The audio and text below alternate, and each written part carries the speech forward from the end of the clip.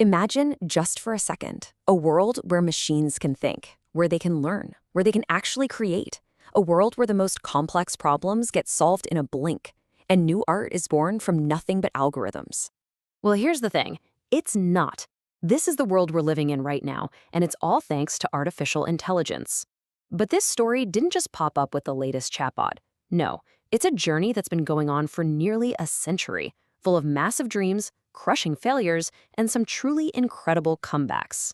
So yeah, let's get into it. You know, at its very core, the dream of AI has always been about one thing first: creating machines that can reason, that can think. But then it got bigger. It wasn't enough for them to just follow instructions. We wanted machines that could actually learn and adapt all on their own. And now we're at the really wild part. We're seeing machines that can generate completely new ideas, new text, new images. So how did we get from A to B? Well, that's what we're going to do. We're going to break down that entire history in just about 5 minutes. All right, so where does this whole story even begin? You might think it starts with the first computer, right? Well, the idea of AI is way, way older than that. I mean, we're talking about ancient Greece, with philosophers wondering if you could automate the process of reasoning itself. It's wild. Then you fast forward a couple of thousand years and you get these incredible, kind of creepy clockwork machines, automata, built to mimic life. But the real game changer, the person who set the stage for everything, was Alan Turing, back in the 1930s. He's the one who asked that monumental question, can machines think?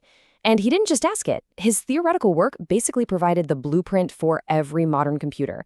Seriously, without Turing, the AI story we know just doesn't happen. So, once we actually had computers, that old ambition just went into complete overdrive. This was the dawn of AI as a real field of study, and let me tell you, the optimism was just off the charts. And this is where it officially gets its name. Picture this: summer of 1956, a group of scientists get together at Dartmouth College, and their goal wasn't small. They weren't trying to make faster calculators. Their dream was to build machines that could fully match human intelligence in every single way.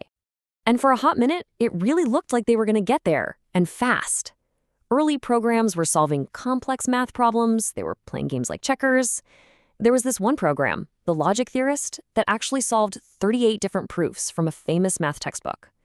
People saw stuff like this and genuinely thought, wow, human-level AI is probably just a decade or two away. The hype was real.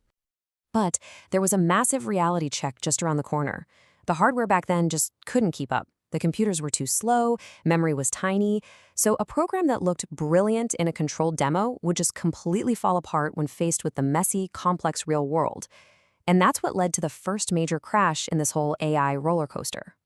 So by the time the 1970s rolled around, all that initial excitement, it had basically evaporated.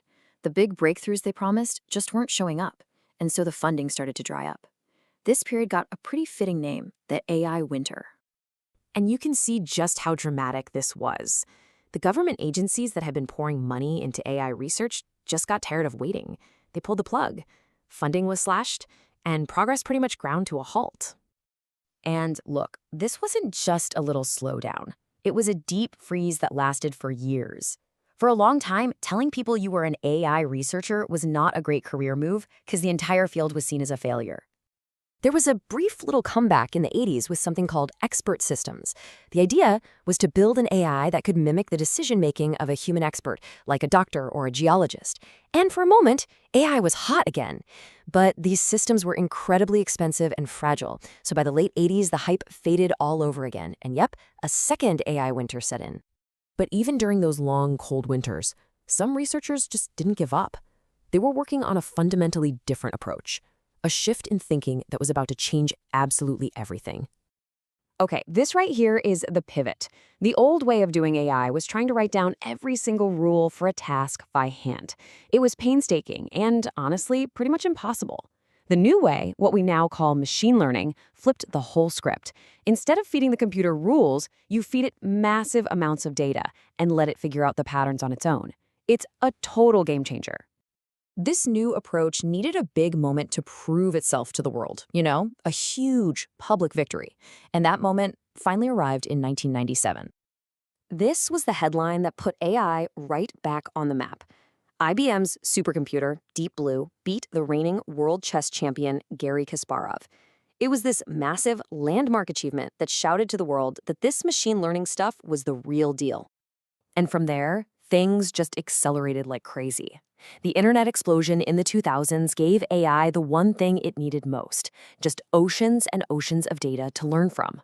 Then, in 2012, there was a major breakthrough in a technique called deep learning, which let AI recognize images with stunning accuracy. And all of a sudden, AI wasn't just in some lab, it was in your phone, listening to you, and in your YouTube recommendations. But all of that, as it turns out, was just the warm-up act for what was coming. Because in the 2020s, AI didn't just learn to analyze the world, it learned how to create. And that brings us to right now, the era of generative AI. You've seen the tools, ChatGPT, Midjourney, Stable Diffusion, things that can generate totally new text, images, and code. The speed this has happened is just staggering. ChatGPT became the fastest growing app in history, and now every company on the planet is racing to bake this technology into everything they do. Of course, an explosion like this has kicked up some really big, really serious questions. We're all grappling with these huge debates now about jobs, about trust, safety, and ethics. And there are no easy answers here. These are the conversations that are going to define the next decade. So when you zoom out, the journey of AI has been a true roller coaster. It started with these ancient philosophical dreams, moved into that first crazy hype cycle, crashed through those devastating AI winters, was reborn with the machine learning revolution, and has now led to the explosive generative AI boom that we are all living through today. It has been a story of just massive ambition, of epic setbacks, and of breakthroughs that have completely reshaped our world. And if one thing is certain, it's that this story is far from over. We are living through AI history right now.